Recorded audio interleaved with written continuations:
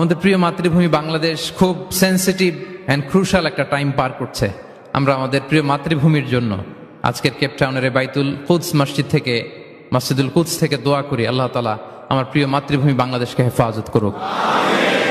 যেটাতে আমার দেশের কল্যাণ, যেটাতে আমার দশের কল্যাণ, আল্লাহ তাআলা সেই ফায়সালা করুক। আমরা সবাই এক দেহ এক প্রাণ। বিষ্ণুই বলেন, মাসালুল মুমিনিনা ফি তাওয়াদ্দিহিম ওয়া তারাহুমিহিম ওয়া তাআতুফিহিম মাসালুল জাসাদ। মুমিনদের ভালোবাসা সম্পর্ক, এটার দৃষ্টান্ত হচ্ছে, পারস্পরিক ভালোবাসা সম্পর্ক হচ্ছে কামাসালিল জাসাদ। এটা একটা দেহের মতো, আমরা সবাই মিলে এক দেহ। দেহের কোনো অঙ্গ যদি ইনজুর্ড হয়, সারা দেহ যেমনি কষ্ট পায়, বিশ্বের কোথাও আমার কোনো দিনী ভাই যদি কষ্ট পায়, আমাদের প্রত্যেকের হৃদয়ে রক্তক্ষরণ ঘটে। চিল্লায় বলেন ঠিক কিনা? আপনার পা কেটে গেছে, এখন আমরা কি এরকম ভাবি যে পা গেছে তো কি হয়েছে, পাই না, কষ্ট পাবে, সারা দেহ তো ওকে।